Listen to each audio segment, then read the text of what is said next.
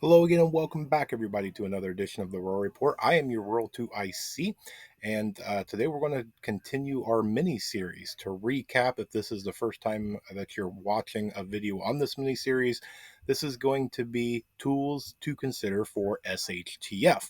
Now, this was inspired by a email that I got from a new subscriber, and actually somebody brand new to prepping. She's a single mom, and she just got into a new place, was trying to do a few things, realized she did not have the tools needed for the job, and in a prepper mindset, she sent me an email and said, "Hey, what would be some tools to have for SHTF?" Now, while trying to respond to her, it really kind of dawned on me of going, there's a lot of tools out there, right? And so I wanted to break it up into, different topics and different things that you might need tools for an SHTF situation. So, without further ado, I want to jump into this real quick, though. At the end of this, there'll be a little card right over here. If you haven't seen it, just click on that. You can go back and watch the rest of the mini series. But into this one, we're going to talk about firewood and tool maintenance. And yes, you do need tools to maintain your tools. It's just what it is. Now, with everything that we're going to talk about is going to be the same as all the other videos. These are going to come in a wide array of different shapes, colors, sizes, price points, manufacturers, things like that.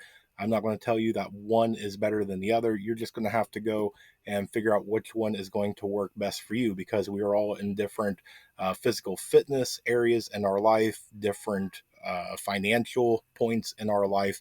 And so while one person may feel you have to go buy this brand and this manufacturer and it is extremely expensive, somebody else, it may not be feasible for them. So you have to find out what works best for you.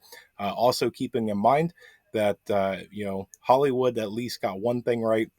There's probably going to be a lot of scavenging for supplies.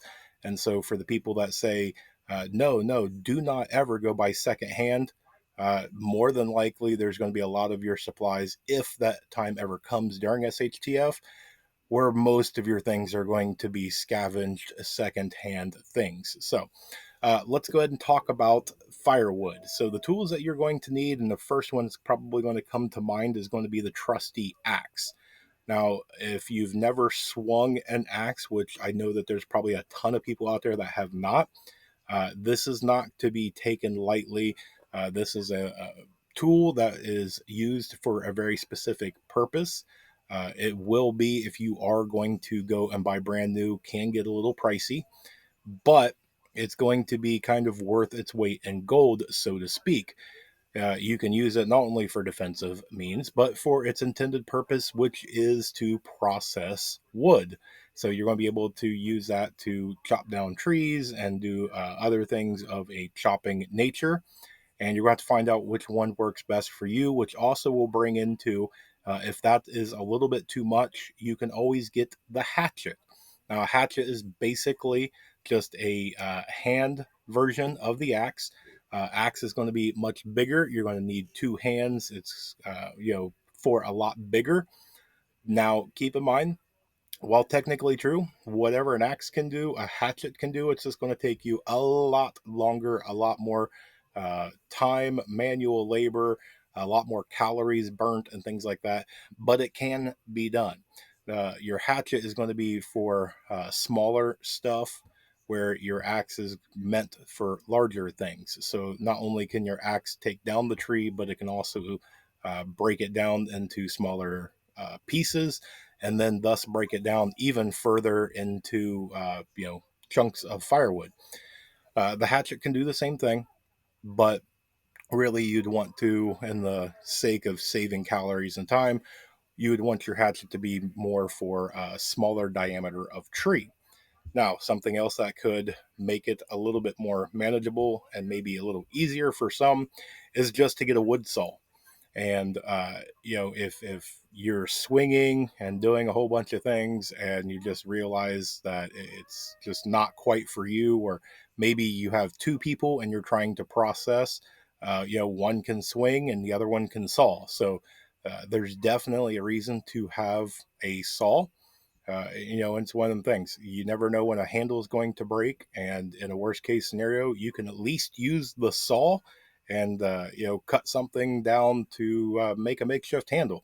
So that's why I threw that in there. Now, next is going to be some sort of cart or carrying device. Firewood's heavy. Okay, if you've never had to do firewood, you can fall a tree, you can get it into pieces, but at some point in time, carrying an armful versus carrying some sort of cart or wheelbarrow, a lot less trips after all of the work of bringing the tree down and getting it into pieces. The less trips is going to be a very good thing. So just you're going to have to trust me on that if you've never done it. So if you can.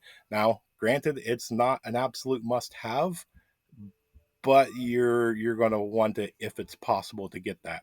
Next is going to be your PPE for this. Swinging things, you're going to need gloves and probably some sort of safety glasses. You are hitting things, and so protecting your hands, it will do wonders for you. It'll help soften the blow, maybe help a little bit with some of the blisters and splinters and things like that, as well as safety glasses. Remember, you can be as prepared as you want to be, in really great shape, have a plenty of food and water and everything be all set up, and a little speck of something gets into your eye, and that can take you out. So, uh, you know, trust me, safety glasses, they're cheap, they're inexpensive, they're almost a must have. So, next is going to be a tarp. Most preppers should already have a tarp because a tarp does so many wonderful things in the first place. But once you get a bunch of firewood, you're going to want to cover it. And so I would highly recommend a tarp. You can get them pretty cheap. And again, they do a variety of different things. Now, keep in mind too, use what the whole human thing, path of least resistance. So if SHTF ever happens, do not take it to where you have to go find the biggest tree and chop that thing down. Take advantage of things that's already fallen. It could be a full tree that's fallen, it could be a large branch, anything along those lines. Take advantage of that. It's a lot less work, and you will not believe the people that they think that it's going to be great. Plus, that fallen tree, depending on time and nature and everything else, is probably going to burn a lot better than that brand new tree that you just took down. So, also keep in mind that things like leaf litter, bark, and things like that can be directly thrown into your compost. As well, you can use to save it as fire tender, if I can speak English. So there's just a little bit on that. Now, I didn't do a complete list. That's a good list to get you started. But let's go ahead and jump into maintenance tools. Now, we've already covered a bunch of generalized tools in the other videos, so I don't want to speak at that ad nauseum. But those tools that we talked about, especially in the very first one, is just basic hand tools, and that's going to be used for disassembly and reassembly of most of your other tools to make repairs and do maintenance to them. Now, some of the other things is going to be things like a file or whetstone. That's going to be things that you can use so you can keep your blades sharp. You can also take out burrs and other things. Maybe you made a hole in metal and you need to get rid of that excess and things like that. Maybe you needed to do a round cut or more of a square cut or what have you. A file will definitely help you get into that, as well as whetstones, obviously, to keep blades sharp. So it's those are a couple of the ones that people often overlook, and you can even probably throw some sandpaper and some other things in there as well. Next is going to be extra handles. There's plenty of tools out there that take the wooden handles. Now's the time to go ahead and buy an extra handle or two, especially for the smaller stuff.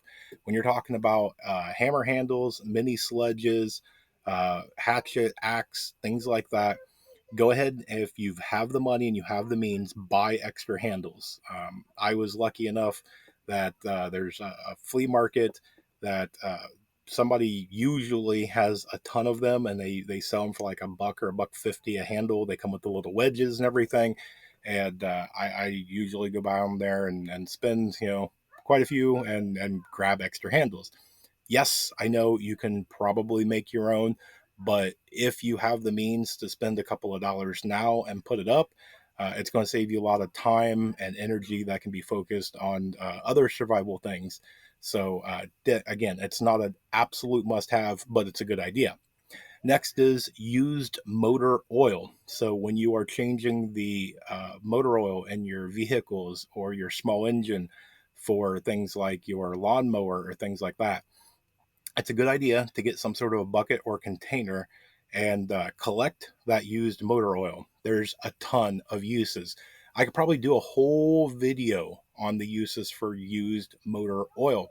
Not only is it a really good lubricant that you can use in a pinch for SHTF, it's a great way that you can coat some of your tools to help them to where they'll be a little bit more rust resistance.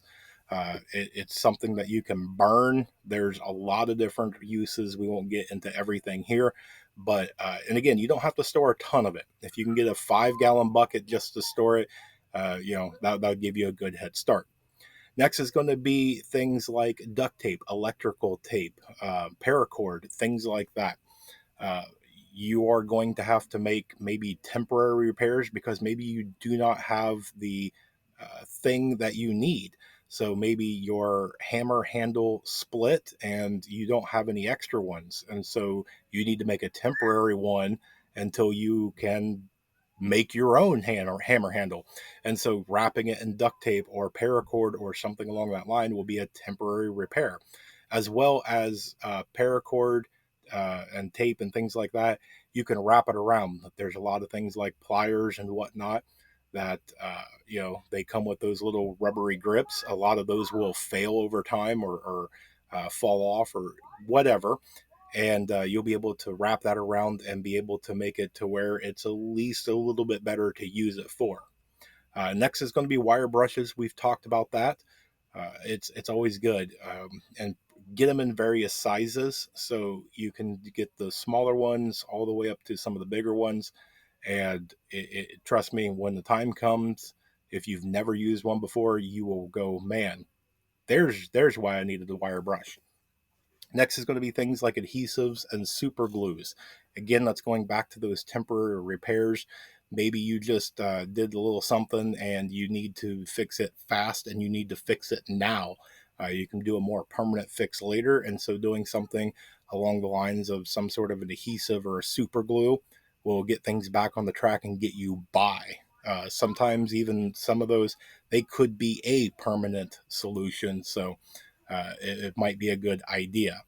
The last thing that I'm going to throw into this one is going to be do it yourself books. Now, you're going to have to be a little bit kind of, I don't know what you want to call it on this one, creative, if you will. Uh, there's a lot of modern day do it yourself repair books and things like that that are modern. And so they're trying to teach you a modern way to do it. And so they're going to tell you when you go to sharpen your blade, plug this item in, or use this powered device, or things like that.